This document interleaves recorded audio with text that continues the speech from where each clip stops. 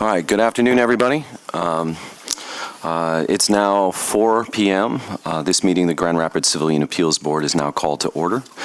The purpose of this meeting and our board is to act as a reviewing body pursuant to City Commission Policy 800-02 for findings of fact made by Internal Affairs with respect to complaints brought by individuals who believe they have been mistreated by officers of the Grand Rapids Police Department. At this time, I would ask our Recording Secretary, Ms. Claudette Henry, to do member roll call. Russell Olmsted. Here. Michelle Williams. Present. Sophia Brewer.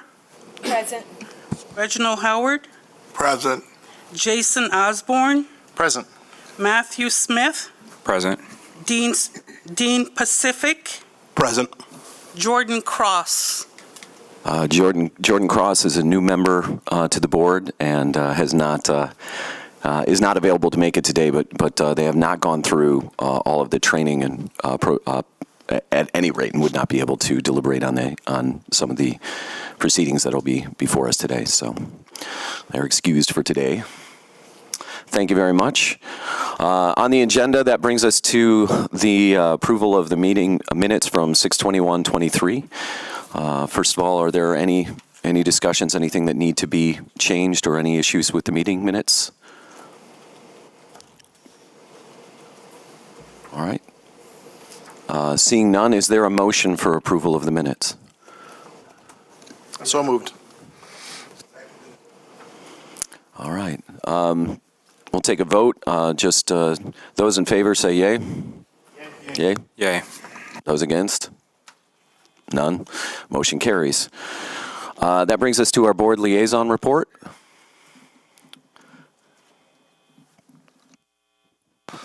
Okay. I'm just going to keep it brief. At the last meeting, we discussed the CAB annual report. We are still working on this, and the final process is now on our end. We'll be in contact with you within the coming weeks. I believe there were 3 of you that indicated that you wanted to help with drafting it. With the 2 sections, we'll have an explanation, what needs to be included in those sections, and we're going to look for, your input on the other sections of what we've already had drafted. So I look forward to doing that when Brandon returns, and he's able to provide some insight and guidance there. That's all. All right. Thank you. Any questions from board members? All right. Seeing none, that brings us to our next order of business, and that is hearing regarding appeal case CR 22-075. I just want to give a quick rundown, like I did last time we did this, of a description of how these appeals go for board members up here. This is for the benefit of people who may be watching, who don't understand this process and may have questions about it. It's also for new board members who may not have been through this process before. So the way that these appeals work, we will first have a summary of the complaint and investigation of the appeal are read. Then we open the floor to board members to ask any questions about that appeal towards members of IA, members of the training department for the police department that are present. Once all of those questions are asked and answered regarding the investigation and any questions we may have for those officers present, we then there's a couple different ways that we could do it, but generally we ask if there is a sufficient amount of information for the board to make a determination regarding internal affairs findings. And if there's a motion that's brought on that, then we discuss whether or not we agree that there were enough sufficient amount of information for us to determine and come to our decision as a board. If we say yes, then we go on to a motion about whether or not we agree with the findings themselves. And we can make 3 different determinations.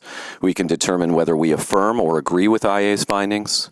We can determine whether we reverse or disagree with IA's findings. And we can determine whether or not we want to modify with IA's findings. And that would be disagreeing with a portion of their findings. If we say that we affirm, that we agree with IA's investigation, then the case is closed. It goes on. It doesn't go on to any point from here.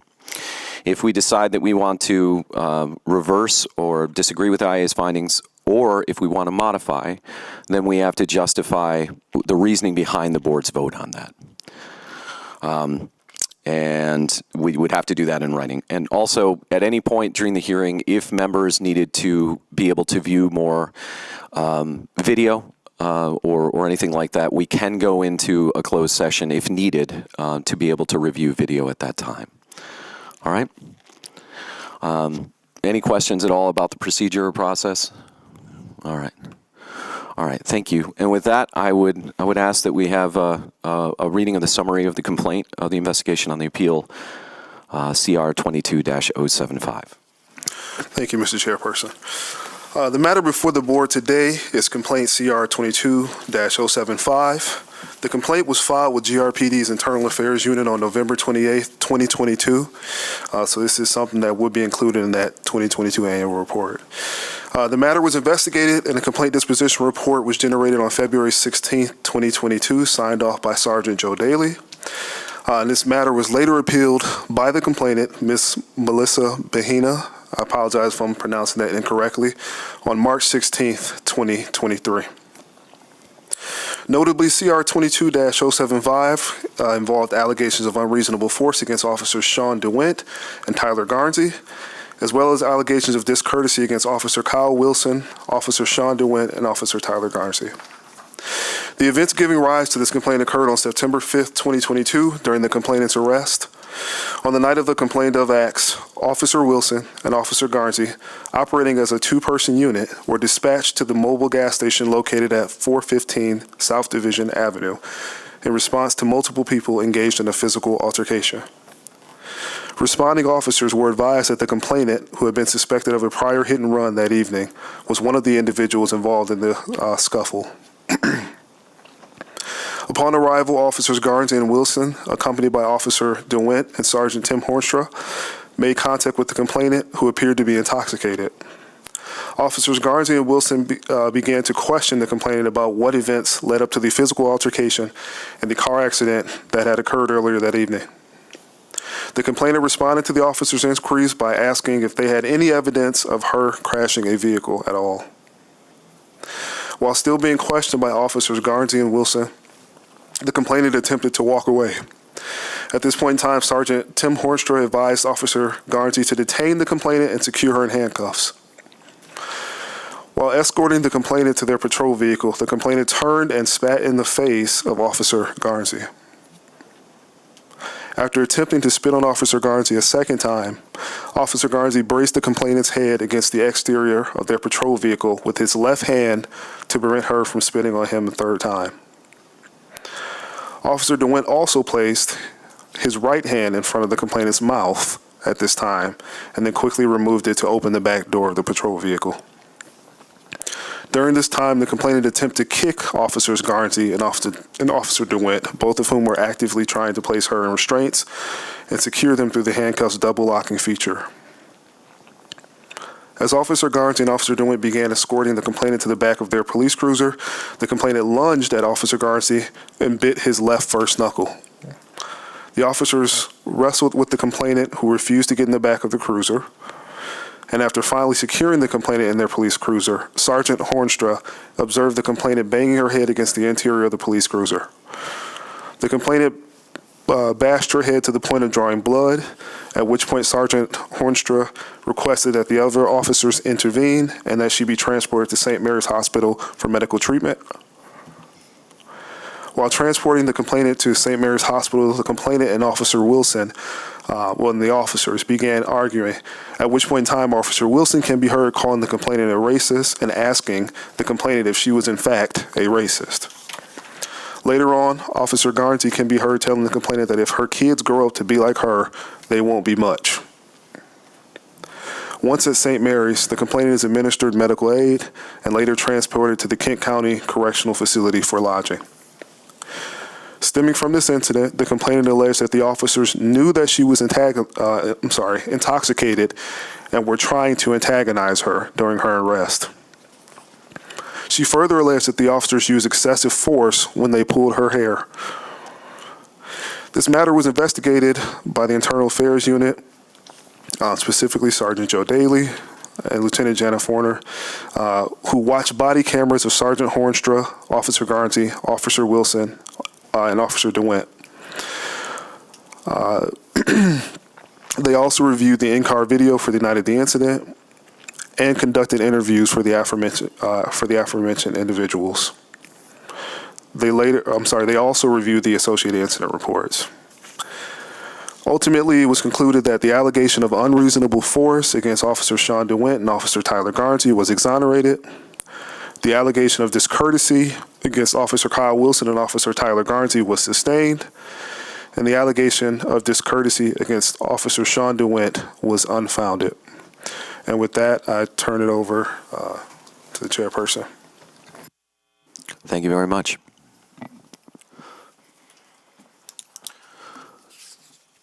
At this point, I'd like to open it up to members of the board for any questions they may have for Sergeant Bailey or for members of the training staff of the police department that are present. I have a question. Sergeant Daly, can you clarify how the allegations of discourtesy arose? I see that those weren't included in the initial complaint filed by Ms. Mahina. Yes. Through my own review of the associated videos related to this arrest, it was clearly evident during their transport that conversation that took place between Officer Wilson and Officer Garnsey while Melissa Mahina was seated in the back seat was worthy of a discourtesy sustained complaint. Okay, thank you. And can you clarify what exactly constitutes discourtesy? The comments that they made engaging in, I guess, unprofessional conduct, degrading comments, things, I don't know, there was nothing in relation to that conversation that took place on the way to the hospital that was warranted. And it says, excuse me, what policy is violated when you find that someone is, a complaint or allegation of discourtesy is sustained? Courtesy and demeanor. Okay. Are there any other policies that would be violated by discourtesy? Not that I can think of. Okay. Thank you. If I could add, I don't mean any disrespect, but with your summary, there was a little out of order with the order of events that took place when they were escorting Ms. Mahina from the scene of the arrest to the car to the back seat. If you'd like me to clarify that portion of it, I'd be more than happy to. It was a lot of it was factual, but it was just out of order. If you could, that would be helpful. Sure. Okay. So the officers were dispatched, as indicated, to that gas station for a fight involving Ms. Mahina. They were able to ascertain that she was involved in a hit-and-run crash in a different part of the city that was being investigated by other officers. She was identified by name as a suspect, and a physical description was given to her, along with that of her daughter. She was clutching her daughter initially as officers were talking to her and was verbally uncooperative. The sergeant on scene, Sergeant Hornstra, after probable cause was developed to arrest her, ordered the officers DeWint and Officer Garnsey, to place her under arrest. At that time, Ms. Mahina's young daughter was kind of free from her grasp, and Officer Wilson took it upon himself to escort his daughter away from the situation. Ms. Mahina was cooperative when she was placed into custody. During the short escort to the cruiser that was being operated by Officer Garnsey and Officer Wilson, Ms. Mahina then became uncooperative. She spit at the officer and kicked him. She was subsequently braced over the hood. Her head was control was gained of her head to prevent her from spitting further, and a search of her person was done incident to arrest. Following that search, the handcuffs were double locked and checked for spacing. The officers then moved from the front of the car and began to escort her along the driver's side to the back of the cruiser. At that particular time, Officer DeWint indicated in the report and in the later interview that he heard Ms. Mahina preparing to spit again. It was at that time that he placed his hand in front of her mouth She spit into his hand, and to prevent further spitting from her, they did brace her up against the back of the cruiser near the back door. Officer Garnsey braced his position with his left hand in close proximity to Ms. Mahina's mouth, and that is when she lunged forward and bit his hand. They proceeded then to open the back door of the cruiser. She was not compliant with getting into the back of the cruiser and was able to kind of went limp or whatnot. Officer DeWent had to transfer to the other side of the cruiser and crawl in from the passenger side and assist Officer Garnsey with getting her to enter the back seat.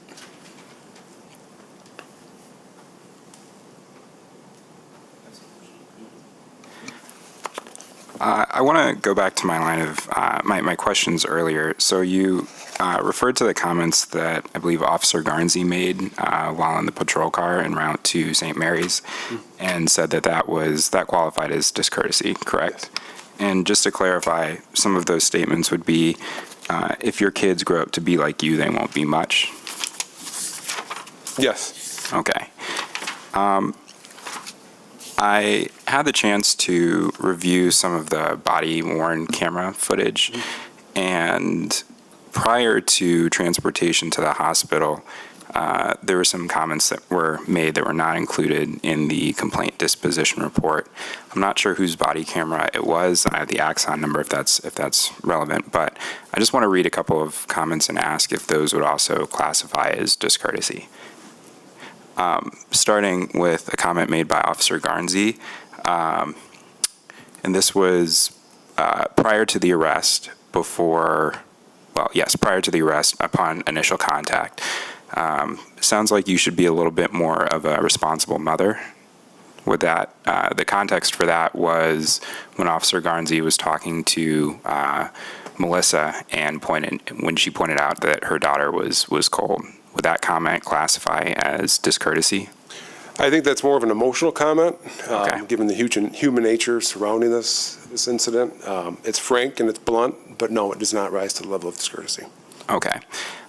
There was another comment made roughly a minute later. Actually, the timestamp from the video is, the timestamp is 2 a.m. or 2:48 a.m. Mom of the Year Award. I believe that was a sarcastic comment. Would that qualify as discourtesy? Yes. Okay. After the arrest, another comment was made. I'm not sure who this comment came from. It was kind of hard to tell from the footage, but you're going to try and spit on me. You get assault on a PO now, all because you can't act like a grown woman. Does that qualify as discourtesy? Emotionally charged, but no. Okay. Another comment is you don't get to bite anyone. Be an example for your, it was kind of unintelligible, but I believe the follow-up to that was going to be your daughter. Again, emotionally charged, but not discourteous. Okay. And then one final comment I want to ask about is you're going to do this in front of your daughter. That's disgusting. Your behavior is disgusting. Does that qualify as discourtesy? No. Okay. So just to recap, the only comment that would qualify as discourtesy was the Mom of the Year Award, No. which was made sarcastically. Oh, I'm sorry. In the earlier incident, yes. Okay. Yeah. And I just want to clarify that happened prior to the arrest, whereas the allegation of discourtesy that was sustained was only in reference to comments that were made while the officers were in the patrol car on the way to the hospital. Is that correct? Correct. Okay, thank you. I also want to ask another question. So it occurs to me that the complaints regarding unreasonable force are pertinent to the use of force policy by the department. I looked up what the definition of force was, which says the attempt to establish control through physical means in the presence of resistance. And in doing that, I read the rest of the use of force policy, and the first statement in the policy, section B, which says policy, is the department's highest priority is the sanctity of human life. And then it goes on to define human life as the belief that all human beings are to be perceived and treated as persons of inherent worth and dignity, regardless of race, color, sex, gender identity. Goes on to name a number of other things, but it also says criminal record, criminal history. Department members will act with the foremost regard for the preservation of human life and the safety of all persons involved. Based on that definition, I asked you earlier if discourtesy was a violation of any other policies, and you said no. Based on that definition, would discourtesy also be a violation of the use of force policy? No. Okay, thank you. I have a follow-up based off of those same, because some of the comments of discourtesy were made within earshot of other officers, and those officers did not do anything to dissuade that. How does that investigated by IA? It was caught, I guess, during my review. If I was made aware of it, we would have investigated it. So that's why I took it upon myself to sustain that complaint. Is there any sort of responsibility of officers on the scene in these types of situations where they see something that is discourtesy or conduct unbecoming or bad, improper use of force? Is it some sort of responsibility of the officers on scene to actually report that? A duty to intervene when it comes to use of force or excessive force. But not for discourtesy or anything like that? That's not a portion of the policy? I'd have to review the policy to see if that's in there. Okay. All right. I don't have any other questions right now, but anyone else? Sergeant Daly, can you clarify why discourtesy would not be a violation of the sanctity of life section of the use of force policy? That's not how it's trained. Can you elaborate? It's, I guess, in my interpretation, those comments fall under the courtesy and demeanor policy set forth by the city. That's the enforcement action that I used, or the policy that I used to take enforcement action. Okay, so just to clarify, discourtesy is unrelated to the sanctity of human life as defined by use of force policy. Yes. Okay. Officer Daly, is it fair to say that the use of force policy is meant to govern physical force as it's applied to citizens by police officers and not verbal, use of verbal? Exactly, yes. ones? On the topic of use of force, I noticed in this case, there was no use of force filing. I don't know what it's called, my apologies, but the paperwork that's generally filed when any use of force is used within the course of an arrest. And I noticed inside of the packets here that wasn't included, which would lead me to believe that it wasn't something that was actually filled out. And I guess I'd like to elaborate, hear from you as to why that would be. The tactics used by these officers were just subject control techniques. Therefore, a use of force report would not be normally required. Okay, I just want to pull it up real quick because compliance controls, I thought that compliance controls would have been what they were using, correct? Compliance sir. control methods, is that correct?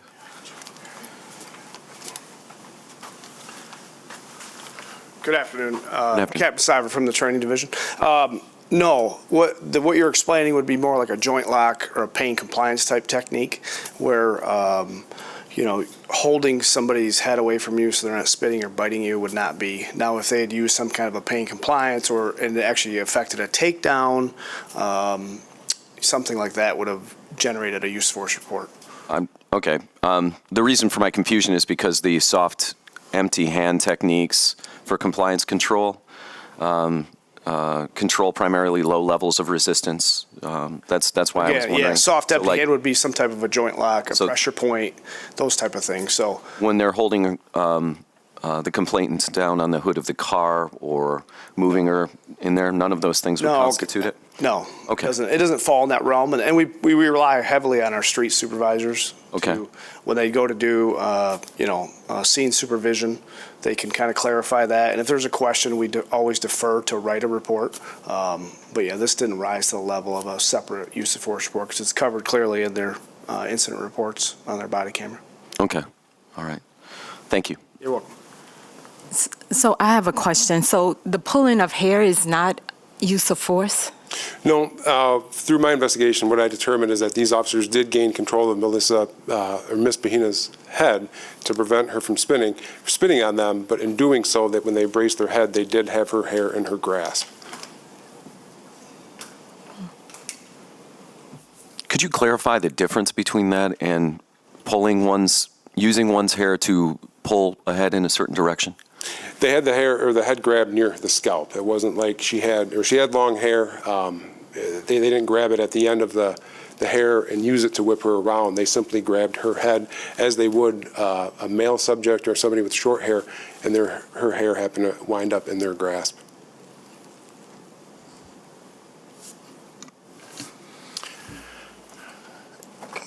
I know two different, say, separate use of force incidents, one on the hood of the cruiser and one on the back, towards the back of the cruiser.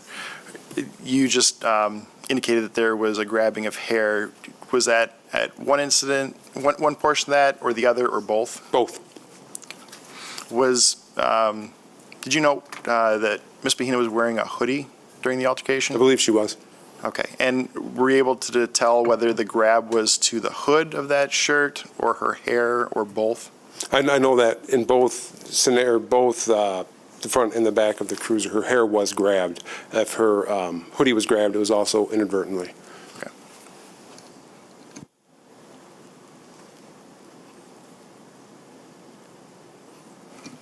Sergeant Daly, I want to ask, what options are available for someone who files a complaint as far as categories? Unreasonable force seems to be one. What are the other options that someone has? After the intake process of a complaint, after we examine what the nature of the complaint is when what the investigation will be titled: unreasonable force, discourtesy, an arrest-related issue, unbecoming conduct, something along those lines. So after this intake process was completed, it was obvious that this complaint should be an unreasonable force complaint. Okay. Is it a choice that the complainant makes, or? No, that's decided by us at the intake process. Okay. You said that's decided by you at the intake process. So through the interviews, the transcripts of the interviews, primarily the first interview, there is a lack of understanding of what Ms. Bahina was trying to complain about by you in that process. And it goes on for quite some time in that interview.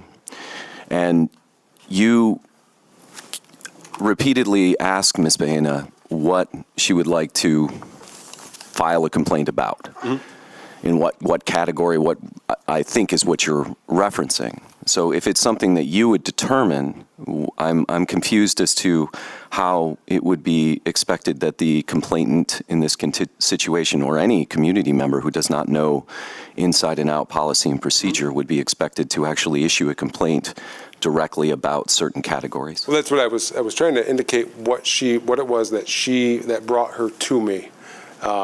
It's a fair question to ask her what it is that she wishes to complain about.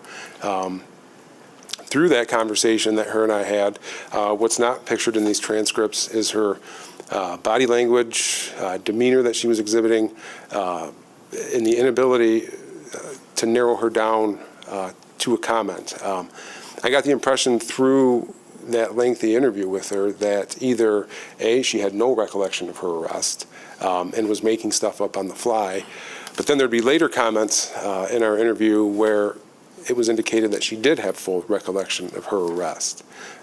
It was kind of my thought process as this interview went on that it might be best for her, or for me, to schedule a time to come up and view the video with me, because it was clearly evident that she did have a lot of confusion surrounding the arrest in the events that transpired. So to complete the intake process, I guess I had a rough idea that I was going to have her come up and sit down, watch the video with me. I could offer explanations, and then we could hone in on what she specifically wished to complain about.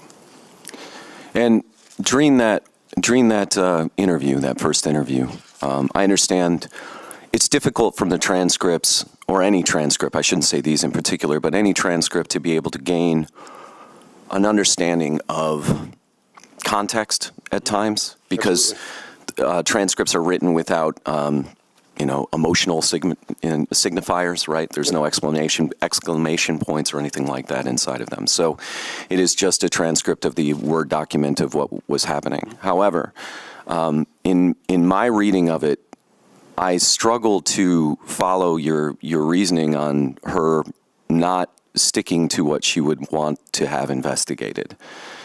She repeatedly was asking about, she opened up about asking about being excessive force, use of excessive force. And through what you just discussed, you said that it would be an investigation around excessive force.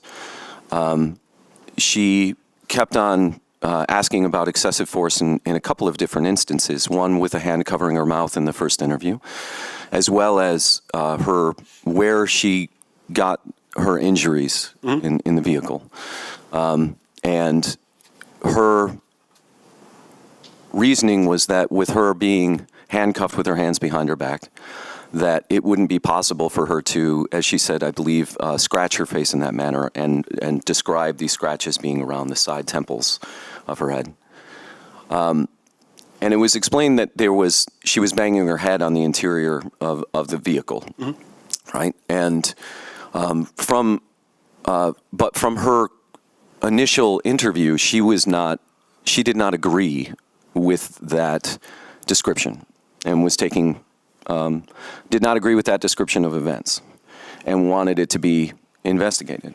Yet there was a long round and round between you guys in the interview of confusion on that point. And I am really struggling to figure out how that was possible with her sticking to her statements until, even in the complaint disposition report, it's written that Ms. Bahena told me several times during our conversation that she did not want to make a complaint or see anyone reprimanded. This is on page 6, the second paragraph of the complaint disposition report in our packets. So again, Ms. Bahena told me several times during our conversation she did not want to make a complaint or see anyone reprimanded. In my reading of the transcripts, that's not accurate. She did not. There was one instance where Ms. Bahena said this, and it was after a very long back and forth of miscommunication, and it was clearly set out of frustration of her saying, you know what, I'm fine. I don't want to issue a complaint. I disagree. Based on the interaction that we had in there, the body language that was present, eye movement, voice inflection, it was evident to me that there was more to this story that I still had to get out of her to make the qualifying complaint. I understand that there may have been more information that was needed, and you stated a few times in there that you were, that also brings another point to me here. You stated a couple times throughout the interview that you did not, in so many words, and I think specifically you said you were worried that she was lying to you. You said that you had concerns that she had ulterior motives and was using the GRPD as a scapegoat. That she wasn't being fully truthful with you. You also made reference a few times about warning her about making a false report. And that is something I wanted to ask about. I'll go back to the other portions in a second, but first of all, if somebody comes to Internal Affairs and they issue a complaint, and that complaint is decided to be unfounded, meaning there's no evidence that happened, is that a false report? It's a case-by-case basis. Sometimes we do have complainants come in, and at the end of our investigation, their statement or allegation is false, and warrants are sought for them. That warning of a false police report is a request from the prosecutor's office and from the city attorney's office, that we put that out there and warn the complainant that if a false report is intentionally filed, criminal charges will be sought. In the context, and I understand that, and I thank you for clarifying that. Do you believe, though, that it could be, is it reasonable to believe that it could be somewhat intimidating to have a police officer tell you that while you're trying to issue a complaint to them, that if you make a false report to them, that it's prosecutable? I have no idea how the complainant would interpret that, but I do think it's a fair warning so that we lay the ground rules up front that they expect me to be transparent and I expect them to be transparent. So, to clarify, you don't see that there would be any issue with, while a person is trying to issue their complaint to you, telling them that they may be prosecuted if it is a false, quote-unquote, false report, which is not something that they're able to determine. It would be something that you would determine. No, if it's determined that they're lying to us, then yes. If it's determined that they have a poor recollection of what happened, then no, we don't seek warrants in those circumstances. People oftentimes are in stressful incidents and not everything comes together in the end and they forget certain portions. But if somebody comes in with malicious intent and attempts to allege that an officer did something, then yes, we certainly do seek warrants for those arrests. And that's why I warn everybody up front. After that request from the prosecutor's office and the city attorney's office, that warning is given. But contextually, in this situation, you have already stated that you believed that she did not have full recollection of events that evening? I don't know, because in some points of the conversation, she said she had full memory. I understand what she was saying. I'm talking about your interpretation of it and what you have put on record as your interpretation of it, which is that she did not have full recollection of the events. I walked out of that room that day with two ideas, that she either had full recollection or lack of recollection. In the report, it does not say that you walked out of the room in that. It says that you did not think that she had full recollection, and you actually just stated that a few minutes ago, that you did not believe that she had full recollection of that event. So be it then. So but the only reason I ask is if that were the case, then warning somebody in that situation to me seems as if it is not cohesive with the logic that you just put out there as far as a person being able to issue a complaint if they don't have full recollection of events. The only reason that I bring it up, and my apologies, I'm not trying to be argumentative. The only reason I bring it up is because there is the entire incident, obvious as far as the interview, the original interview, led to a very large stop in this investigation. This complaint was originally brought forward in November of last year, I think November 28th, if I remember correctly. And after Ms. Baena leaves, there's a phone call to her to see if she would like to come in and watch the video right then. She could not come in at that time, and she told, I believe she said to you at that time, that the conversation had sparked her PTSD, which she mentions many times throughout the interview. So at that point, the investigation, from the reading of everything, it seems that the investigation just stopped. She did say that she would reach out or have her advocate reach out. I don't believe that happened, at least by the information that's happened here or present here in this investigative file. Is there any point where Internal Affairs reaches out to complainants in this sort of situation to see if they want to carry on the complaint before they decide to close the complaint? At this point, I chose not to do so. She clearly knew where to find me at the police department, which was evident by her original visit. She knew how to get in touch with me by phone. And when we departed from our in-person meeting, she had my contact card. When I called her later and she indicated that there were triggers going on with mental health issues, I didn't think it'd be prudent if I called her repeatedly and continued to trigger those. She clearly, the closing of that conversation, she agreed to reach back out to me when she was comfortable doing so, and I waited for that call. Okay. And just one further question, then my apologies for monopolizing time. I always do this. I'm sorry. If that is the case, is there any sort of internal policy for IA in that sort of situation to transfer that to someone else who did not necessarily spike the PTSD and the reaction in that situation, or pursue an intermediary like the OPA has been designed to do? No. There's no policy for that? No. Okay. Thank you. All right, I've been sitting here thinking we're getting a little off track. You know, we're here to review the complaint itself, and obviously, that incumbent in that is reviewing the determination by Internal Affairs. The process itself, however, is not really within our purview on this board. We're really more or less limited to the result and whether that's the appropriate result. All of that said, your responses have spurred in me a couple questions I want to put forth to you regarding this warning that you give complainants that they could be prosecuted for false report. Do you consider the report made to you of a violation of department policy by an officer to be a complaint of a criminal offense? I'm sorry, can you? So do you consider, when a citizen comes to you alleging that a police officer has broken department policy and wishes to file a complaint, do you consider that report to be an allegation of a criminal offense? It depends on what allegations the complainant brings forward. Okay. So if a person was to make a deliberately false report, do you know what law they could potentially be charged under? Filing a false police report. Do you know that statute? I do not. Okay. Okay, I don't have any questions.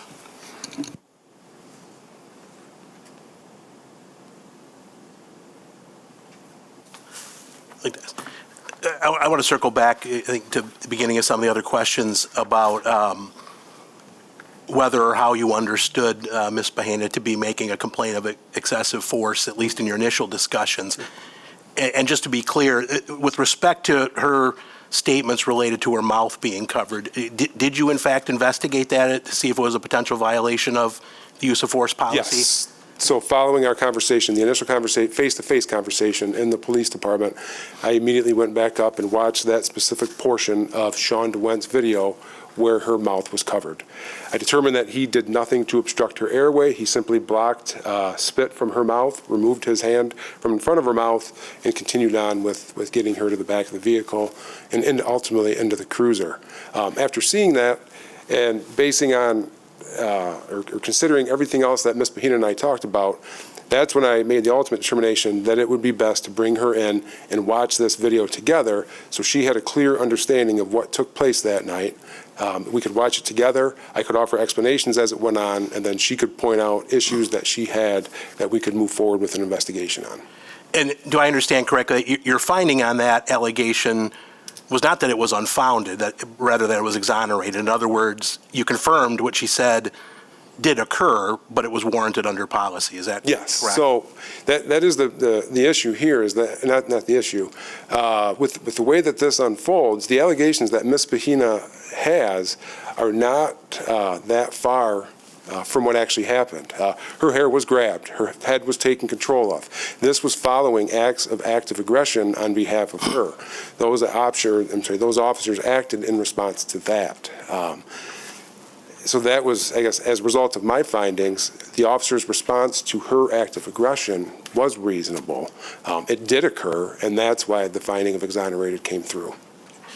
And just a similar question about the statements made by Ms. Bahena about the injuries to her face. Did you investigate how those occurred? Yes, to the best of my ability, I did. What evidence did you? Through my video review, I was able to watch videos, and I can confirm that as she was placed into the backseat of the cruiser, she had no facial injuries. The facial injuries occurred after she entered the backseat of the vehicle. That's evidenced by a later video review of video from Sergeant Hornstra. He was the senior supervisor on scene. He peeks in the back seat through the passenger side rear window and sees that she is actively hitting her head on the hard parts of the back seat. He immediately moves to expedite getting her transported to a medical facility and makes arrangements to rearrange her in the car so that she could sit up and hopefully that behavior would stop. The continuing review of the video, the front forward-facing camera, audible thumps can be heard as she's being transported to St. Mary's. The officers indicate that she, in their reports and in their later statements to me, that she continued to hit her head on the way to St. Mary's.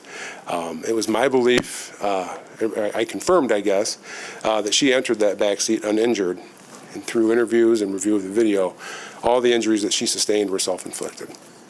Did you see anything in the video evidence that would have indicated that any of those injuries were caused by any of the officers? No evidence present. Thank you. So I have a question. Previously, we've gotten video where there were footage of people in the back seat. Was there not any footage of her in the back seat? There is no footage of her in the back seat. There's two software systems that operate to capture video footage within a Grand Rapids police car. One is the Axon software, which houses the video storage. The other is our computer dispatch system, which assigns incident numbers. Those two systems communicate at a later time to categorize video, and the backseat video was not categorized, and it was purged after 120 days. I'm sorry, you said it was purged after 120 days? Mhm. And the complaint was initially filed before that 120 days, is that correct? Yes. So I guess why wasn't that video flagged at that time to not be deleted? There was nothing from our initial conversation to indicate that there would be backseat, pertinent footage in the backseat. In her initial complaint, she stated that she did not believe she could have given herself those injuries because of how she was put into the car, being handcuffed and not being able to move in the way that was described. And that wouldn't have been anything to flag, like what It was not. actually happened in there? Based on the end of our conversation in the lobby, I was led to believe, or the overarching issue was the placing of hand in the front of her mouth.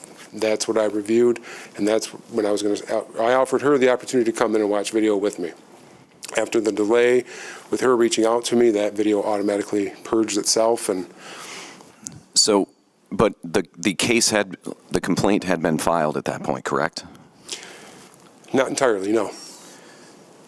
If a complaint had been entirely filed, would it have been proper process and procedure to actually flag those videos? If I could have finished the intake process with Ms. Bahina, then I could have focused my efforts, yes, in checking for other video and making sure they were retained. But because that didn't happen, the video was not retained and could not be reviewed. Correct. Okay. Why is the dash cam video on the same service? Yes. So why was that one retained? You want to offer any insight to how that works?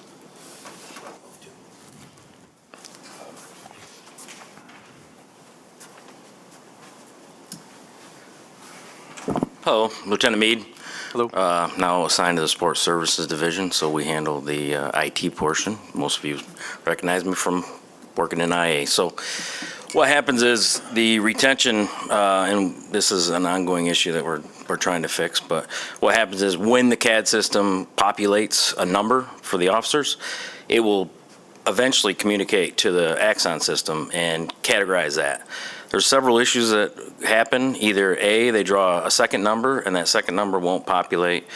They're on a different call and they go to another call and that other call will populate on their video, or for whatever reason, it just doesn't populate. So there are times in which the video itself won't be captured because it never got a number based on the system. I'm not an IT guy, I can't explain the inner workings, but we've actually had video and a long conversation with Axon where we actually populated officers that weren't even working at the time on the video with numbers that didn't exist. So there's a glitch there. We've worked with Axon to try to fix this glitch, and it's still a glitch. So there are times where video does not capture or populate with the rest of the call. Is there, sorry, this brings aboard a couple of questions. One, how long has this problem been going on? And two, is there a plan to try to fix it? I couldn't say how long. I mean, I just got my current assignment in January, so I know it's been an issue for a little bit. They've tried. Like I said, I spent 2 months emailing back and forth with Axon, and they signed a ticket, and they tried to work it from their end to figure out. This was the people that weren't even on duty getting assigned a video, and some of that video we couldn't even find for a while, and eventually found it in very painstaking ways. But so it's been going on. We're kind of at a loss because Axon controls their portion of that, so they have sole control over it. Our IT department can't really do much, and if Axon says, yeah, we don't know why, then we're kind of at a loss there. Russell, can I ask? I'm sorry, did you just say that you have been able to get video back in certain circumstances? What? Can you clarify that? Yeah, so we had a video, as a matter of fact, it was an IA investigation where we had a use of force incident. During our investigation, I think it was like 30-second video popped up of the incident, and then there was nothing after it.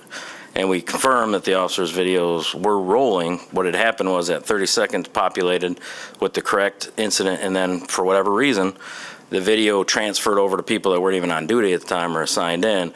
So we never found it on our initial search, and we didn't find it after about 5 searches until we started digging into the system and found out that it was categorized elsewhere by under other officers under different cars. So that one wasn't purged. Once it's purged, it's gone. We don't have anywhere to capture it once it's purged. And Axon doesn't have any backups of that? No. It's a closed system, so it's encrypted, two-way encryption, so they house the videos there, but they don't have any access to the videos unless we give them permission. And it's deleted for space. I mean, you're talking gigabytes worth of data that's housed on these servers, and there's quite a bit of data there. So these retention periods are set up to obviously assist with the storage and the cost and all that. So we don't. Once it's deleted, it's gone. Okay. One other question on this. Is there any way for the GRPD or, I'm sorry, I know this is off topic, but it's shocking to me. Is there any way to just retain the information until this problem is solved so that videos are not lost? Like reaching out to Axiom and saying, do not purge, because yeah, we could, but needed. then you're talking about the storage, and there's a cost associated with storage, and it's very expensive. So Understood. Unfortunately, something that isn't doesn't need to be retained. If we start retaining it, it's going to cost us quite a bit of money. Sorry, Phil. Well, I think, you're all raising good questions. I think that the department would tell you that the perfect technology would be awesome. It would, be good for the department to have unlimited access to every video in every situation and have the technology work perfect.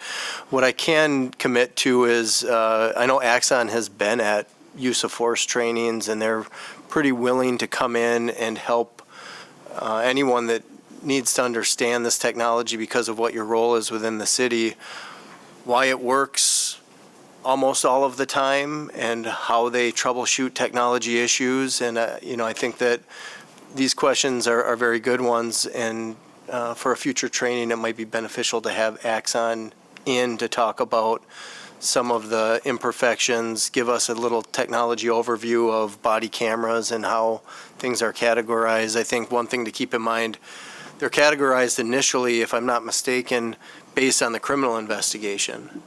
So that's how some of that evidence preservation decision is made, what type of crime is being investigated, and those retention decisions are made in contemplation of that. There are some abilities to go in after a complaint is made, if there's video existing, and try to do some additional categorization. But that's one thing that is not overly complex, but it's a reality of doing the work. A lot of the retention policies are made to preserve evidence for criminal prosecution, and then secondarily, some of the considerations with departmental civil liability and things like that come in after the fact. So It would seem that when an individual is injured or an injury occurs, that would be a good time to keep video. She's 25 days out from when it was purged to when the second complaint comes into play. So just as conversations happen around policy, it seems like that would be a good add.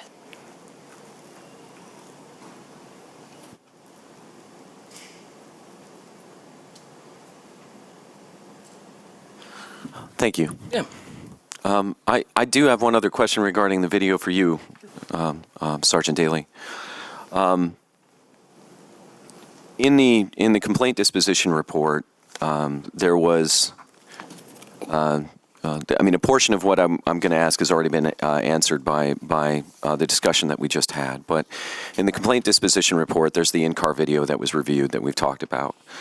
But that wasn't a part of the videos that we were able to view. And my understanding is that that is also not available for videos for us to view because it is also no longer available. Like it hasn't been retained anymore, the dash cam video. The dash cam is available. Okay, that wasn't a portion of, it wasn't made available to us as, to be able to review, even though it was reviewed in the file. And I guess I'm wondering, was it an oversight or? Everyone that I talked to, and you had mentioned this, but everyone else, I thought, did view the forward-facing dash cam video. There was only 4 videos on the thing that I watched, and all of them were body-worn cameras. That's the same case for me as well. I had 5 videos from a dash cam. I only had 4 yesterday. I checked as recently as this morning, and there were Yeah. 5 videos. I just viewed it, reviewed one before the meeting, and there were only 4 at that time, too. I believe the transfer to the flash drive so we could actually see them in time without the delays may have lost it. one, because my notes, I had 5 videos from my first viewing and 4 from my second. The dash cam video was 4 hours in length. I don't Yeah, know if that has any. yeah. Well, we can take a break and watch the dash cam video for anyone that didn't get a chance to review that. We did have multiple people coming in to view it, so I have one access point into the Axon website, so we did do some downloading onto the flash drive to allow, if there was one video that some of you, I know, Jason, you were by yourself, so I pulled up the Axon website to let you watch it, and maybe, Michelle, that was your experience the first time too, but if there were multiple people watching it, we had to do it on the flash drive. This incident didn't have the same sort of video integrity issues as the last one, so we weren't so concerned with a distance or a clarity issue that caused us to make the direct access more available, but we can certainly take a closed session moment to watch. The transport is 4 hours in length. Probably does explain why it didn't get onto the flash drive if it was too big of a file. Yeah. And that, I'll raise my hand and say that would be my oversight for sure. I can tell you that the 4 hours is not all relevant. It's mainly from the scene to the hospital, and then it's dead air after that. If we could at the same time, I would very much appreciate if IA would walk us through the 2 hair grabs, the mouth cover, and then the sergeant's video from the observation in the back. I have difficulty sometimes with the videos, not watching them on the regular basis, and I found at our last case that it was very helpful to have you actually show us what, it's dark, it's hard to see, cameras are in front of you. And so if we could do that at the same time, that would be great.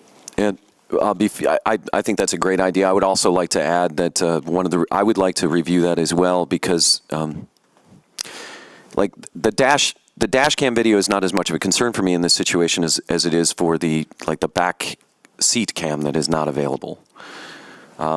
Because and the reason I'm bringing it up now is because when we go into closed session, we cannot deliberate anything about the case because we're in a closed session specifically to just watch the videos.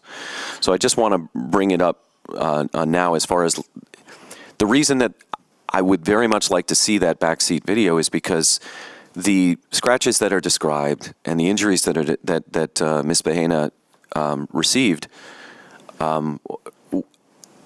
there is no video evidence of whether or not it happened self-inflicted or another way. And I don't see anything from the officer's direct interaction with Ms. Bahena that may have caused it, but except for when they're putting her in the back seat.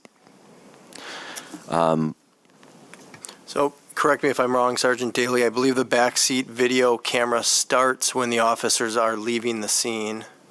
I'm sorry, the back seat video? I'm sorry, the in-car video on the transport. In-car video starts while the officers are still en route to the scene. Okay. So we can take a break, pull the video up. Now that should be a decision by a majority of the board members. Before we go, could I ask one more question? Kind of on a different topic? Okay, thank you. We've discussed the discourtesy and the emotionally charged comments that were made at the scene prior to the arrest. And as we need to consider the use of force, we have to also discuss escalation and de-escalation, therefore, of that force, right? So when I look at the policy and it discusses escalation and de-escalation, one of the pieces that it refers to is effective communication skills may prevent many physical confrontations from escalating.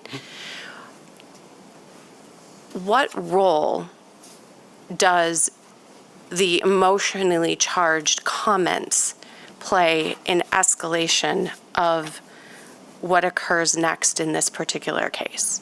As I watched the video, there were multiple things that were said. And if we're looking for effective communication, I think we can agree emotionally charged comments do not fall in line with that particular part of the policy. So I'm concerned about the escalation and the officer's role in sharing the emotional charges that would have then resulted in that. Do you see where I'm going with this? If you could please speak to that, because that was of particular concern to me. I guess I'm not clear on what your question is. Well, sorry. In terms of de-escalation and escalation, if additional force is used as an individual escalates a situation and the de-escalation then occurs, this is the training that we've received from your training crew. When we start to add emotionally charged conversation into that and the officer is doing that, the complainant is then responding in kind with additional emotional investment and escalation within that. And an additional use of force then gets applied. What's the officer's role in that? I don't know how to quantify that.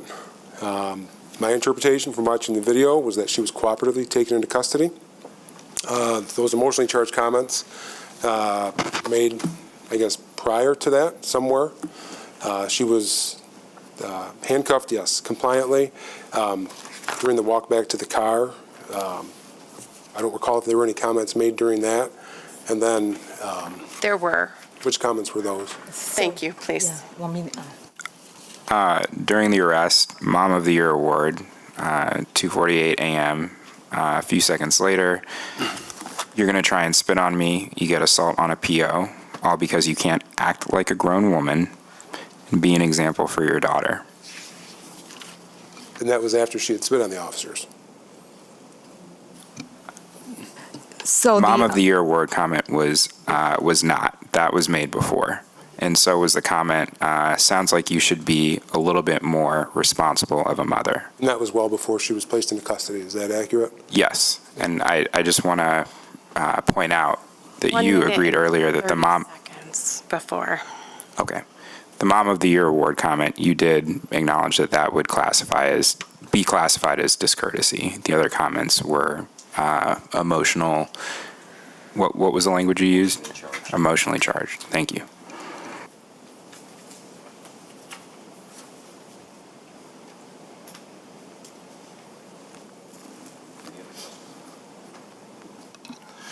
Yeah, I just want to get some clarification from watching the video.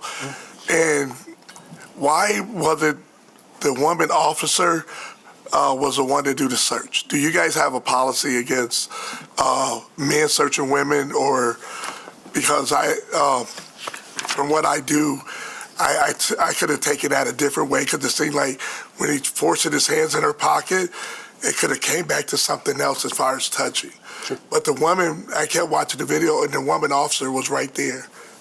So do we have a policy to where if it's a woman that's being taken into custody, because she had her handcuffs already on, so she wasn't a threat, so why didn't a female officer was the one to go into her pocket? There's no policy that dictates that. Okay.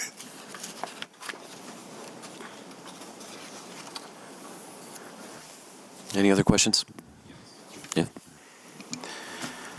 I wanted to go back to the questions we were asking before about how it's decided how the complaint is filed.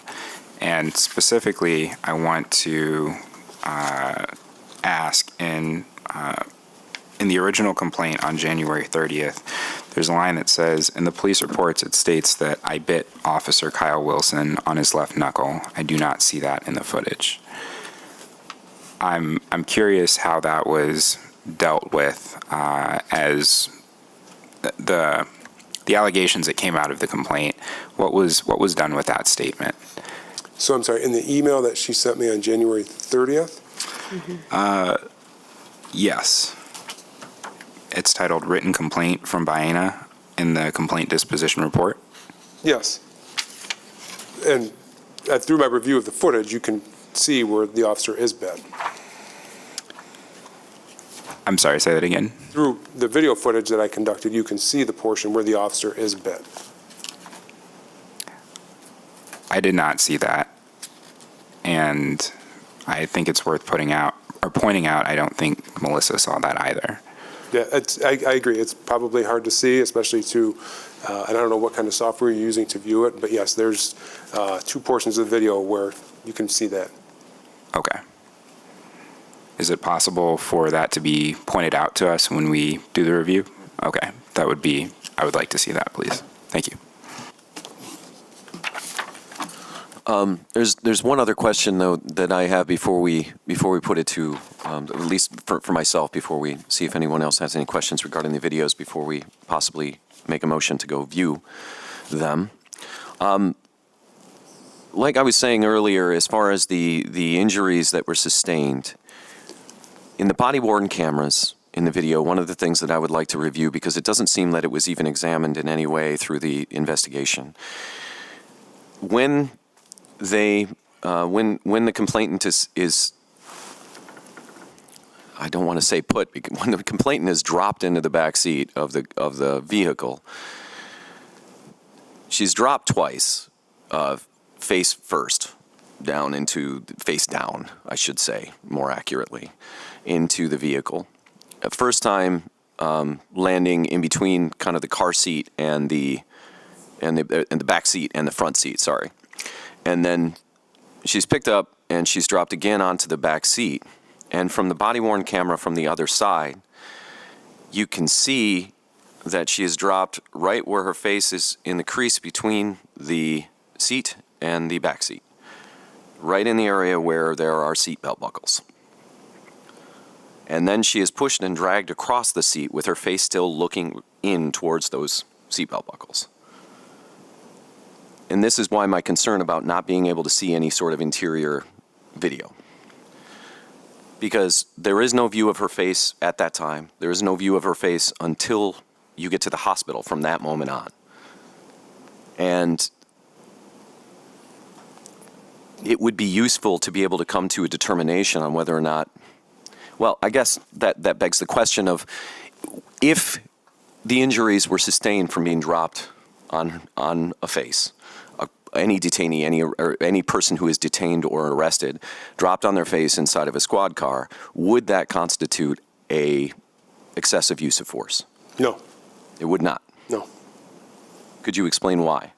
Given her actions, she was combative with getting into the back seat of the car. At one portion during the video review, you can see that she goes limp. There's no training curriculum that we offer the officers to get people into the back seat of a car. That's a very fluid, dynamic situation. The officers did their best effort. Officer DeWent goes to the passenger side of the vehicle and tries to minimize any contact that she has by assisting her to get in from that other side, but her legs are still hanging out of the driver's side. That's when they make another effort to get her fully into the back seat to contain her and close the doors. So there's no training at all for police department officers about getting people into the back seat of a vehicle? Hello again. Frankly, no. An uncooperative person, somebody that's dead weight in the confined space of a back seat of a cruiser, it's a very difficult process, and there's not a training curriculum out there. Is it a portion of use of force training for officers to used the necessary amount of force, given the situation, correct? Depending on what escalation is happening, correct? Yep. But there is also supposed to be, again, a sense of sanctity of life and being able to use only the amount of force that is necessary, correct? Correct. So would it be deemed as a reasonable amount of force necessary to drop someone on their face into the backseat of a vehicle? If that's the only way they can get that person, that arrestee or that detainee into a backseat of a car, and I think we should quantify or clarify dropping, right? If you're talking a 6-inch drop as opposed to a 4-foot drop, that would be unreasonable. But pulling somebody in the backseat of a car, you're talking about from where Sean DeWint's about 6'2", so him scrunched in the backseat of a car, he's not standing fully up. So I'm guessing, without seeing the footage, we're talking less than a foot. Her face moves to that back seat. It was enough force to where you can see the car drop on the back. Mm-hmm. But no, there's not a training curriculum that we do train them as far as best practices or things to avoid, right? Like she had a hooded sweatshirt on, right? We avoid any type of choking type with clothing, and we avoid trying to pull on handcuffs or vulnerable joints, right? We try to use big muscle groups, those kind of things, but it's a very difficult task that I think is potentially being overlooked here a little bit. No, I do understand it. I can't imagine how difficult it would be to deal with any person in that situation to try to get someone into the back of a vehicle who does not want to get in the back of a vehicle. I just am trying to. Well, you've answered my questions. I appreciate your time. Thank you. I have a follow-up question to one of the responses. So I think Russell's question was, would it constitute an excessive use of force to drop someone in the back seat? And the answer was, I believe, correct me if I'm wrong, no. And I think your follow-up question is, would that be an acceptable tactic? To which the answer was, if that's the only way that we can get the person in the back seat. Okay. Can you explain how that is consistent with the sanctity of life? Mm-hmm. Specifically, keeping in mind that how is that being prioritized in that response? There's very limited options to transport somebody that's uncooperative to the Kent County Jail, right? Short of a specially equipped ambulance, which we've used in the past. There's just not a lot of options, right? And this subject already bit and spit at officers, so they've got to be concerned about that. They've demonstrated a willingness to go that far. So the term dropping is unique, but as you can picture, I'm assuming that the officers used some type of grip under their shoulders, pulled her across the seat, and you've got to let go, right? So whether due to intoxication or resistance, her head comes down and makes contact with a seatbelt buckle, I don't know. But that doesn't violate the sanctity of life policy in my opinion. The other options that you mentioned, would those pose less of a risk to personal injury for the person being loaded into those vehicles?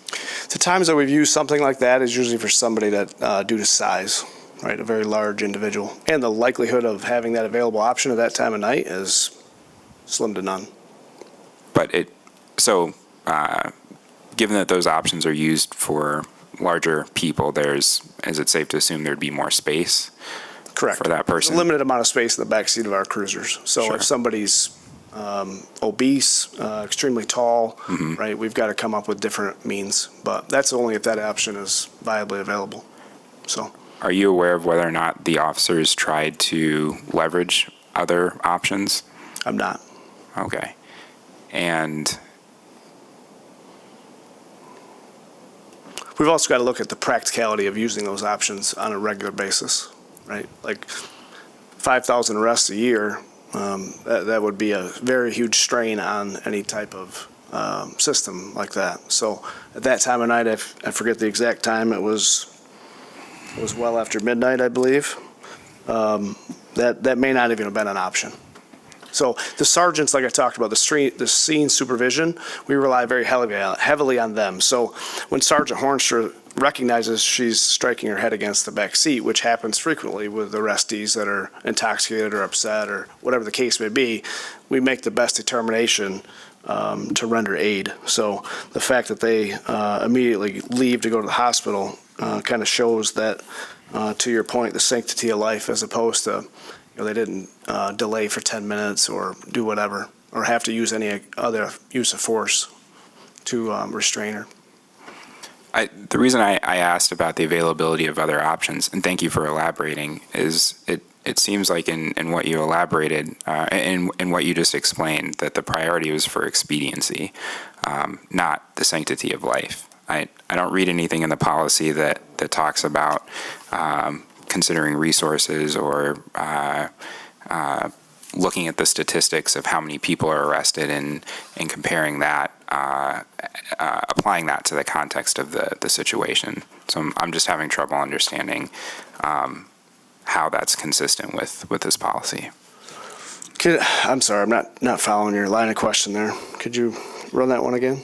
I think maybe, I don't know if this is entirely responsive, but I think it's sometimes helpful to go back to the definition of objective reasonableness. And I don't think it's kind of a simple yes or no answer to the suggestion that you're making that either you have to only view the sanctity of life provision, which is kind of a prelude to the use of force policy, or you have to only focus on the resource situation. I think the objective reasonable standard, excuse me, which is also part of the use of force policy, talks about officers may escalate to a level of force that is objectively reasonable to control the situation based on the level of resistance encountered. As the subject begins to reduce the resistance offered, the officer must reduce the force in a similar manner. So when we review the definition of objective reasonableness, we take into consideration different factors. Balancing the nature and quality of the intrusion with the need for government action, the severity of the crime at issue, whether the subject poses a threat to the safety of officers or others, whether the subject is actively resisting arrest or attempting to evade arrest by flight. What would a reasonable officer on the scene do? The facts that the police officers are often forced to make split-second judgments under circumstances that are tense, uncertain, and rapidly evolving, and identifying that the reasonableness of the use of force is judged at the moment that the force is used and not necessarily in hindsight, which we all have the benefit of here today. So I do, again, think there's great value to having these kind of conversations around hypotheticals or individual perceptions of what happened in this situation of putting the arrested subject into the back of the police car. But I think as you evaluate and try to get closer to making a decision, I would ask that you not lose sight of those definitions of objective reasonableness. And also, I guess I'll take this time just to, again, talk about the factors under the policy and the law that the officer must consider when applying or elevating the force used. And it's based on a totality of the circumstances, which should consider relative size and stature, multiple subjects or officers, relative strength, access to weapons, influence of alcohol or drugs, exceptional abilities or skills, ground position, fitness level, injury or exhaustion to officers, weather or terrain conditions, imminent danger, distance from the subject, special knowledge, type of crime, and then finally reaction time. So all of those things must help you evaluate whether or not the force in each particular case was objectively reasonable or reasonable under the circumstances. And so I think getting away from some of those things that do exist in this work and focusing more on what the policy says and what the legal definitions are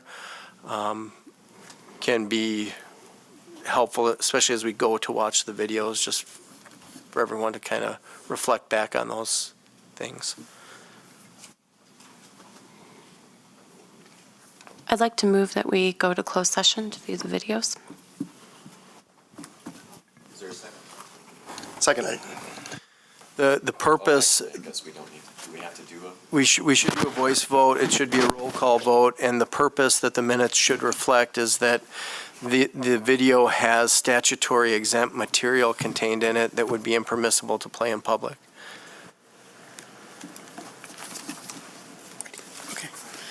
Was that record you just made sufficient, or do we need to resubmit the motion with that in mind? I think the minutes will reflect. Very good. Russell Olmsted, Yes. Michelle Williams, Yes. Sophia Brewer, Yes. Reginald Howard, Yes. Jason Osborne, Yes. Matthew Smith, Yes. Dean Pacific. So we'll go down to the 6th floor. I have our law library, have access to that. Make sure I have my keys just in case the door's locked. I'll get some water set up in there for anybody that could use a cold glass of water as we watch the videos. I do have the dashboard, I don't want, the in-car video that is that 4-hour clip pulled up in the Axon website, if you will. And so we can start there and work our way backwards.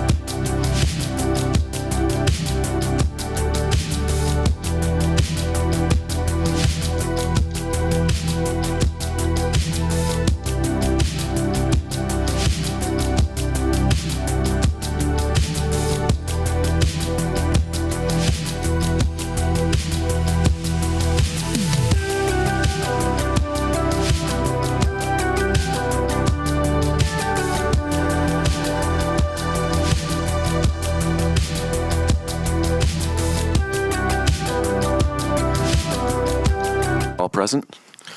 All right, thank you.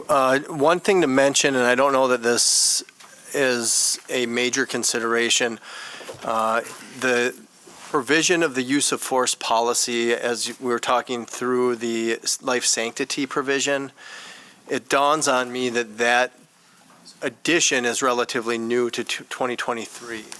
Yeah, that did not apply when this was used. That I don't think changes necessarily how we may feel about video or some of the elements of the video. I think if you ask the department, they would say that they've kind of had that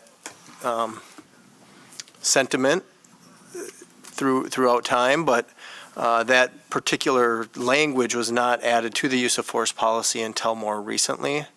And I don't know if that came pre or post disposition, but it may not have been in the policy when the policy was being considered with the underlying complaint. Thank you for that clarification. All right, Mr. Chairperson, at this point, I would move that we do have enough information to proceed with hearing the appeal. And I want to explain that because I know there's been, I believe there are some additional questions that would like to be put forth. But at this point, I think we have enough information. There's no real question or dispute about the behavior of the appellant in spitting at officers. There's a question of whether she did in fact bite or not bite an officer. And there's a question of whether she was or not injured when she was thrown in the back of the squad car. But I would put it to this board that those questions are kind of immaterial, and I think everyone kind of has seen the evidence for what it is, and we have enough to make an opinion about what did or did not happen, and answer the broader question of whether or not the use of force was justified. Getting into the minutia of all the little details of what happened in what order, whether it was caught on video or not, I think they are they're not invalid, right? We want as much information as we can, but at this point, I think we've kind of beat this horse pretty well. The evidence is what it is. Further inquiry, I think, is really kind of falling for what's known as the CSI effect, where we want every bit of information we possibly can have to make a full decision. And the reality is that reality doesn't conform to that. So at this point, I think it's time to move to the discussion of the appeal itself and find that there's sufficient information. Understood. I understand what you're saying. I do know that there are a couple of other questions that would like to be asked by members of this board before we move forward, and I would like to give the opportunity to those board members to make sure that their voices are heard before we issue that. I do think it's pertinent to the description of the type of use of force, and I think that it's important that those are on the record before we move on. But if there is a second to the motion, then there is a second to the motion. All right. Hearing that, I'm going to interject here, Russell. So officially, is there a motion to find that there is sufficient information for the board to make a determination regarding internal affairs finding that the allegation of unreasonable force against Officer Sean DeWitt is exonerated? I'm sorry, but that's the ultimate finding. Just there's sufficient information to make a decision. Yes. Yes. So is there a motion? That is the motion that I'm making. Yes. And I second that motion.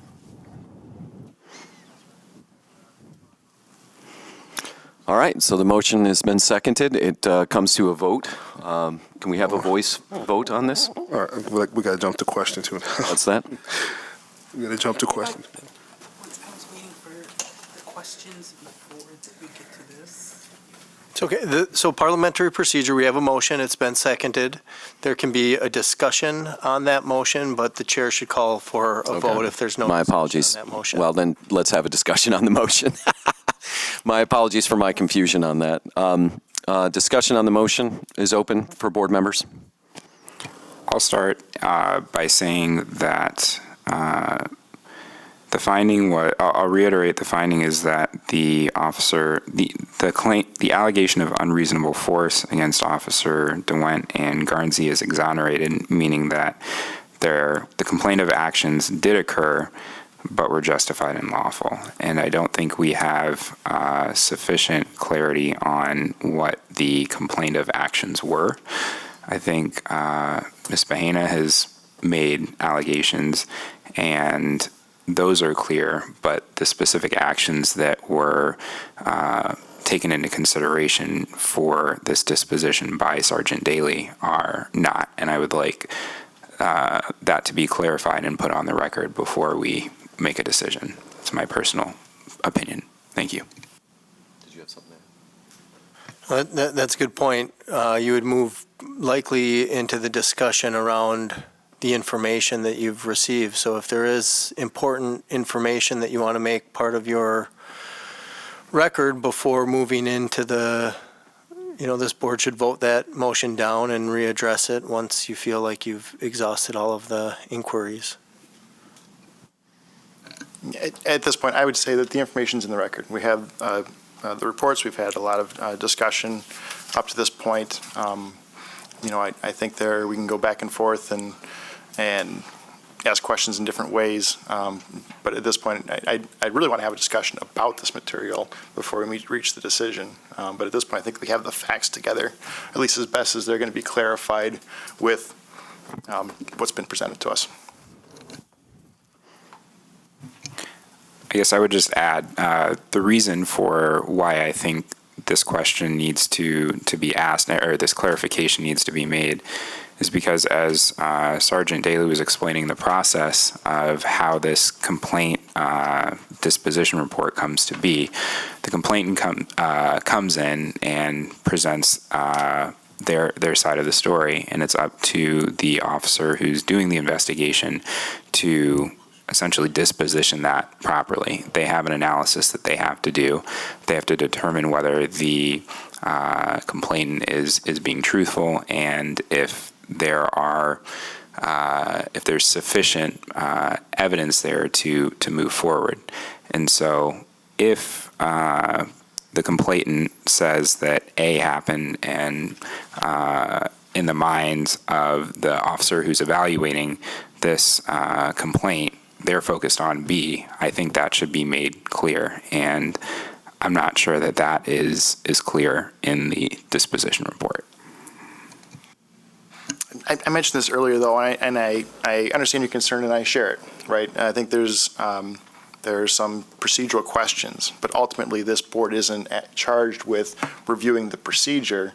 We're charged with reviewing the result. And so I would say, I understand your concerns and questions. I don't know if they're really relevant to our determination today. Yes. My understanding is that when the motion is made to determine whether we have sufficient information to proceed to the merits determination, a no vote means that we've concluded that there needs to be additional investigation of the complaint. Correct. As opposed to just additional discussion. And so I think the question then is, if anyone's taken the position that we need to send this back for additional investigation, then they should vote no on this motion and identify what the things are that they'd like to see investigated further. That's a correct interpretation. But otherwise, we need to have an up or down vote on whether we have enough information without additional investigation to proceed to the merits. Completely understood. I think right now it's just giving opportunity to make sure that everybody voices what they believe is or is not pertinent to what information may be available or not available, or portions of the investigation they feel may not be available before we come to that determination as a board. Go. Yes. I was just going to add, I agree with Mr. Smith. I would like clarification from Sergeant Daly if what exactly was exonerated. What use of force? What use of force was exonerated? That would be helpful to me. And it's not that we need additional information outside in terms of an additional investigation, but that would be very helpful to have clarified after having been able to see the videos with him. Phil? You're going to test my parliamentary procedure, Nice. Legal gymnastics here. at the end of the day, this board has a certain amount of discretion within the parliamentary rules to do what it needs to do to make a decision today or at some point in the future. I don't think any disposition on this motion as it stands prohibits the board from making additional motions to kind of get to where you need to go today. But in light of that, I think this board could, through the chair, recognize Sergeant Daly if it's just a quick question that needs to get answered in the spirit of deciding this motion. I would advise the board to exercise that chairmanship discretion to invite Sergeant Daly to the podium. But again, we're at 6:17 now. I think we're getting a little long in the tooth for the meeting time, and let's see if we can make some decisions. Well, I would like to exhibit just as the chair to ask you to come up to the podium and answer just a couple of quick questions. But I know that we are under a time constraint as far as one of the board members needing to that there are prior engagements. I understand that, but I truly do not want to, as a board, come to a decision because of time constraints. And I don't believe that's what you were insinuating in any way. I just want it to be, clear that we take as much time as needed, and if that means postponing to where we are, creating a special session to where we can come back to review some of this data, so be it. Rather than trying to get to a decision to meet a time constraint. So with that said, who has the question for clarification? Thank you. Sergeant Daly, can you please clarify what actions were taken into consideration in your analysis of unreasonable use of force? From the beginning, when handcuffs were placed on her until she was placed in the back seat. Can you provide more, a little bit more definition there? I'm talking about the officer's response to her actions regarding any time they had physical contact with her, which began when the handcuffs were applied, during the escort to the cruiser, then the interaction at the front of the cruiser, the movement to the back of the cruiser. I examined her act of aggression that she was displaying, and then the officer's response to that and how they handled that. I used objective reasonableness when taking that into consideration, and that's how I reached, like I said earlier, what Ms. Bahina is complaining about and what actually happened aren't that far from the truth. I'm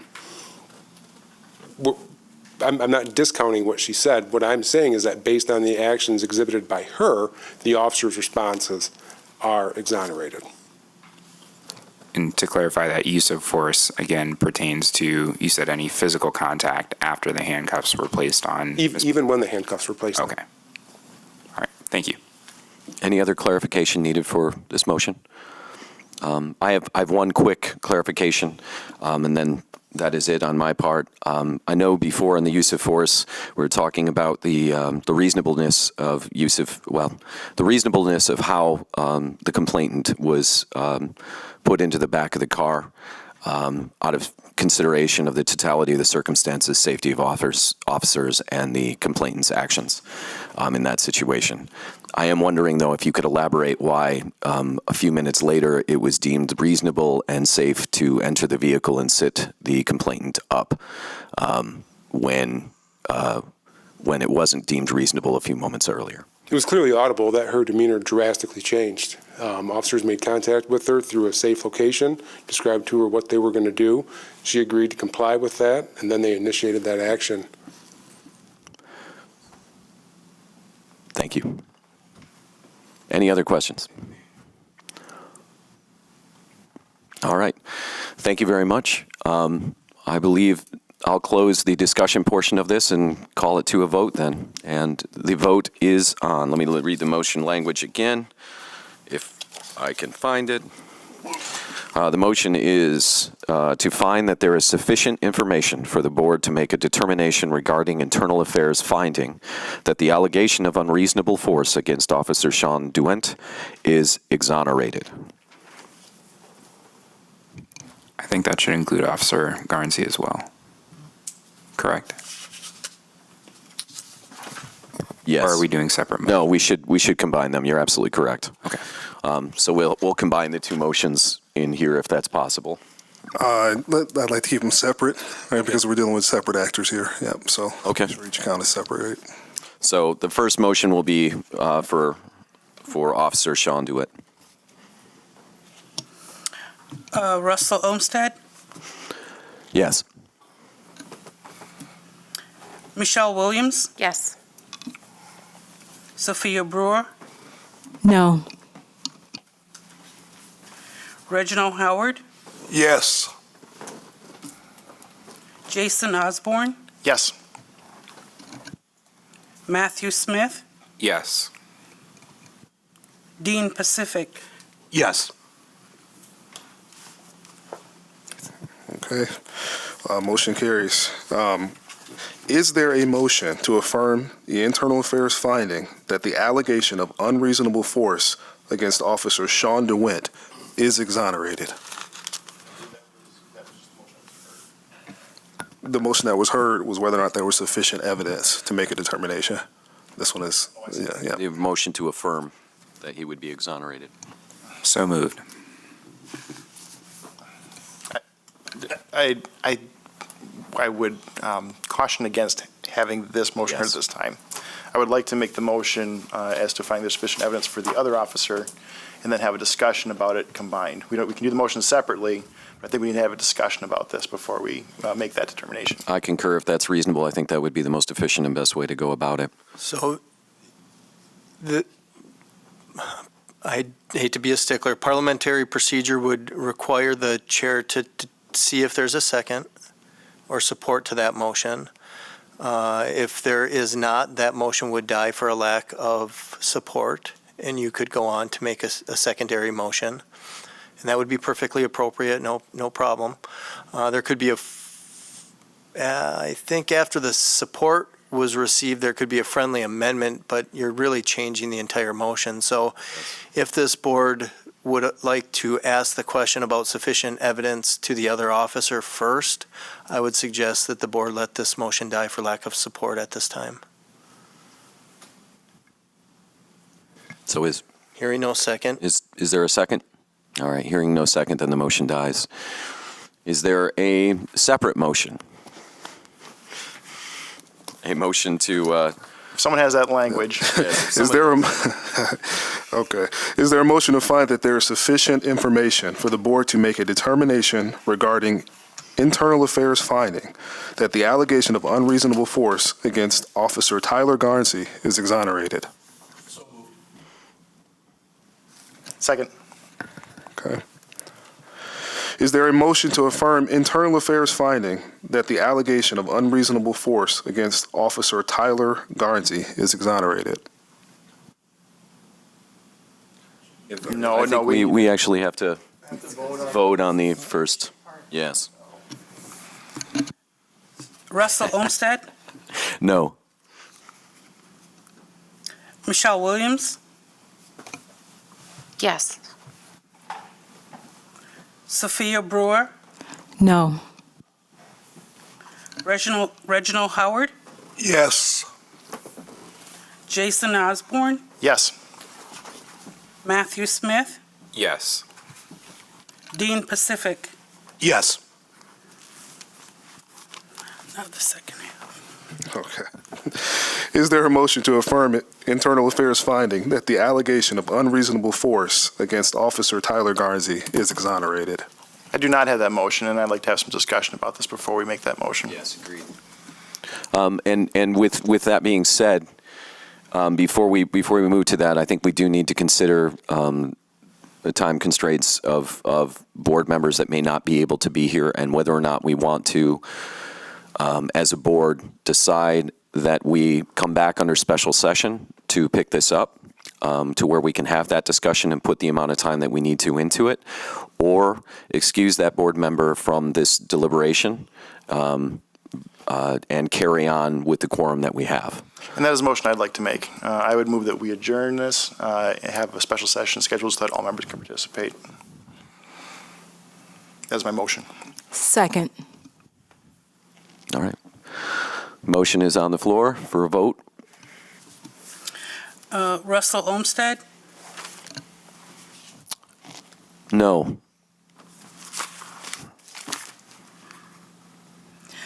Michelle Williams, Yes. Sophia Brewer, Yes. Reginald Howard, Yes. Jason Osborne, Yes. Matthew Smith, No. Dean Pacific. The motion carries. So we will have to determine a special session to come back. I would please ask the board members that we review our schedules, those of us who can stay this evening, to make sure that we can get this process moving forward as quickly as possible for the complainant and for the officers involved, so that this does not go on too much longer for everybody who's been involved in this process. So while there's been a motion to adjourn that's been voted on and approved, under the Open Meetings Act, we do need to have a public comment section of this matter. So before we technically call this meeting adjourned, I would advise the chair to call for public comment, and then the minutes would reflect that the meeting will be adjourned after the public comment. Do we, before we call for that, I would like to know, have the opinion of both of you. Is calling of special session and determining that time something that we need to do on the record now, or is it something that we can do after? We can coordinate schedules. We'll have to post a notice within 18 hours of that meeting. So once we get a scheduling date, we're looking far enough out where we're giving the public adequate notice under the Open Meetings Act to not be violating that provision. So knowing that people got to go relatively quickly, I doubt we'll have that answer. I would suggest, I know Ms. Henry is very organized and very professional and very good at getting responses. Mm-hmm. So maybe she could reach out as early as tomorrow. That would be great if that's possible. Any other further discussion around this from the board members? All right. Then before we adjourn, I do want us to move up to public comment on the agenda and give the opportunity for anyone in attendance that would like to give public comment that opportunity. You would have 3 minutes to approach and give your comment to the board. All right, seeing none, then that public comment period is done. And at 6:29, this meeting is adjourned. I just want to do it.